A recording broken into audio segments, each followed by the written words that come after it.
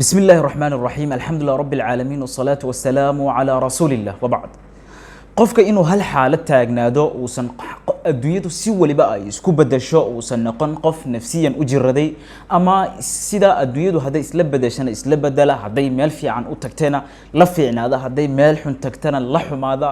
وسن أنقن وحا أساسا أولا قفك إنه أجادو إن الدنيا ده نتهاي مركه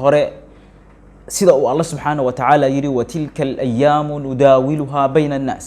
يعني أديدو إنay tahay wareegto maalina ay kugu xumaan karto maalina ay kugu wacnaan karayso laakiinse asalka adiga laga doonayo ay tahay inaadan isla badbadalin sida carabtu ay tiri adduunyadu fa yawmun lana wa yawmun alayna wa yawmun nusaa wa yawmun nusr bimaana yani adduunyadu way isgadgadinaysaa oo way wareegaysaa si aad u fahanto sheekada waxaanu uga danleenahayna waxaad ila dhageysataa labadan sheekada u horeysan ka sheekeynayna waxa weeyaan qiso uu warinayo saxaabigii la dhihi jiray Wa'il ibn Hujr saxaabigaas radiyallahu anhu waxa uu ka soo jeedaa Yemen waxa uu ka soo jeeday reer Ximyar boqoradeedii kamida ayaa dhalay Wa'il ibn Hujr waxa uu isaguna nin boqora waa uu soo muslimay markii uu soo muslimay rasuulka kaleey salaatu wasalaam waxa uu siiyay dhul kadib dhulka si loo soo tuso waxa lagu daray Muawiya radiyallahu anhu Muawiya bin Abi Sufyan markii Muawiya lagu daray Madina waa ay kulushahay yani Madina al-hararadeeda marat 50 way gaartaa waa aydan xaral Madina waxa la haajiro oo dhul waxay leedahay dhagxaan ay ku daadsan tahay marka dhagxaantaas iyo kuleelka haduu isku dhaco qofku in uu ku lugayo way adag tahay Muawiya waa wiil iska dhalinyaro ah muhaajir ah oo aanan haysan maal fara badan iyo waxba aanan haysan bal u nool li ajli Ilaahi oo aanan wax adduunyo aanan gacanta ku haynin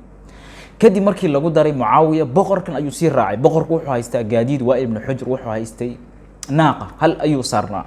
معاوية كدب وحا وكيري يا وائل هشا أن كل كرا وائل وفيري وحا وكيري مثلك يعني أديك أو كلا بقرة لما كرا كدب معاوية وحا وكيري واي واحد يسيستا كبهاج أن كل ويا وائل وفيري مكسوح وكيري كبهاج إن كسي أم قلنتد لكن سي هشا هر كذا أما هوس كذا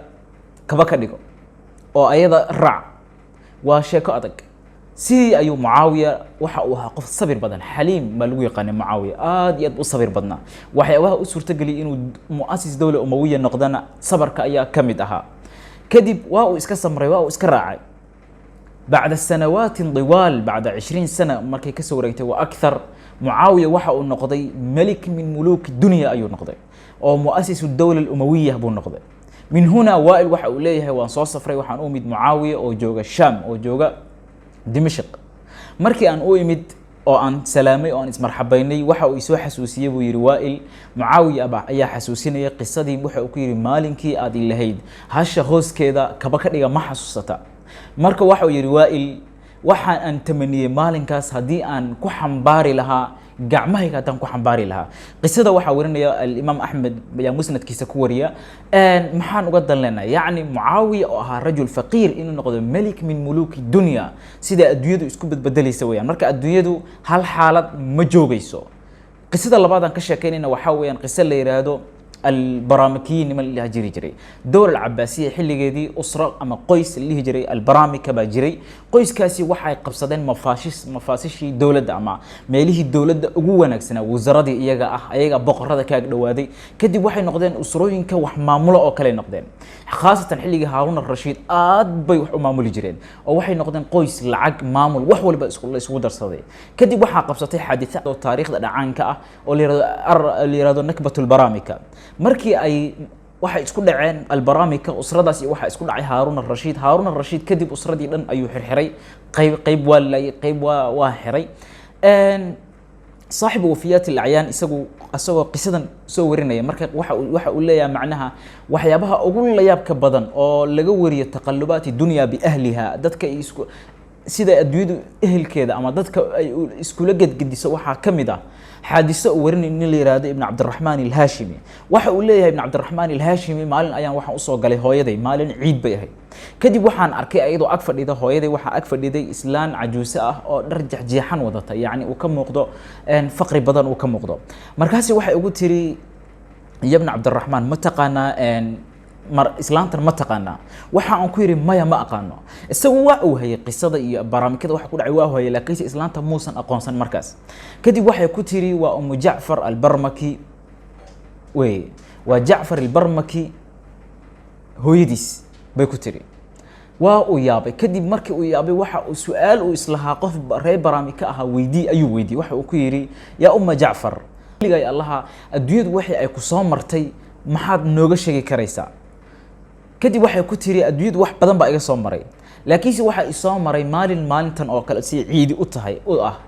oo ay korkayga joogaan 400 oo khadim ama 400 oo jaariya oo aniga ii adeegaya yani adduunyada waxa kalan haysta iska dhaaf laakiinse inta qof xataa ii adeegaysa waxay gaarayeen 400 oo ruux bay gaarayeen maanta oo ciidana way isoo gaartay aniga oo aanan wax adduunyo aanan haysan oo aan haysto kaliya laba harag ama wax yani laba go oo harag laga sameeyay oo aan midna goglado midna aan hiwado kaliya ayaan haystaa wax adduunyo ah bay tiri maanta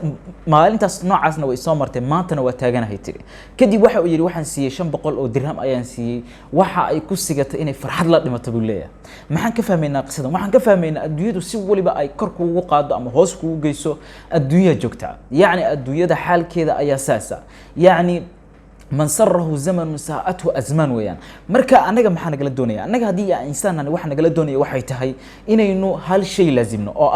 إنه أنا إسبدلين سداء إسكو بدلين رسولك عليه الصلاة والسلام أي يسوق بالله يا بقف أي دب مرة يسوع أي سن واحد دب مرة يسوع وخير مرة أو هالحالة إسكتاجن سيدا أي رسولك والله يا رسولك عليه الصلاة والسلام وحول لي حديث ورينا المسلم ورينا يعني عجبا لأمر المؤمن أي ليه waxaa la yaab leh qofka mu'minka arrinkiisa oo dhan waa khayr hadii wanaag ku dhaco waxa waaye uu shukrinaya fakana khayran lah wa in asabathu darra sabr fakana khayran lah rasuulka alayhi salaam wallaya marka waxa aynu leenahay waxa weeyaan qofka inuu mu'min noqdo taqwa uu laazimo qof cabsi leh uu noqdo qof mu'mina uu noqdo ibn al-Jawzi fi kitaabi Sayd al-Khadir isagoo asna qodobkan ka hadlaya waxa uu leeyahay الدنيا أجو الدنيا إسكت قدينيسا سيدا الله سبحانه وتعالى يري وتلك الأيام نداولها بين الناس مرة فقر بقول عاية مرة وحواي العقبة ديالانيسا مرة وضحنوسانيسا مرة وتفرحيسا مرة أمن الآن بقول عيسى مرة خوف بقول عاية مرة سلام بتجليسا سيا وحاس ودن أقبض باد واحد ولا واحد قبصتها واحد لهذا أصل السلامة أو هل حالات استاجيسو وحاول يلي هي تقوى الله وإن مؤمن النقطة أدعب سيدا لازمته لبضي قسنا وصامر سيدا أدريد إسكوبت بدليسو كدب تقدم maxay ku suurta gelinaysaa ama mu'minnimadu maxay ku suurta gelinaysaa waxay ku suurta gelinaysaa hadii aad mesela aad qof qani noqoto buu leeyahay waxa way ku qurxinaysaa hadii aad faqiir noqoto waxay ku furaysaa abwaab min as-sabr bay ku furaysaa hadii nicmo lagu siiyo waa ay ku jameelinaysaa sidoo kale way ku zaa'idinaysaa sababtoo ah waa shukrinaysaa hadii lagu imtixaano oo balaayo ku asibto waad sabraysaa oo way ku xambaaraysaa taqwada iyo mu'minnimadu way ku xambaaraysaa marka qofka mu'minka ah wax allaale wax uu haysto qof haysto ma jiran weeyaan sida rasuulka kaleey salaatu wasalaam yiri walaysa dhalika li ahadin illa lil mu'min marka waxaan xalqada uga dan lahayn waxay tahay adduunyadu in isgidgidinayso ogow shalay anaga hadan Soomaali ahayn waxaynu ahayn dad wanaagsan oo sharaf leh maanta waxaan qabsaday azamaad qax dhibaato cabsi kullu dhalika insha Allah way tagayaan nicmaduna way imanaysaa adduunyada joogta wa tilka al-ayaamu nudaawiluha bayna an-nas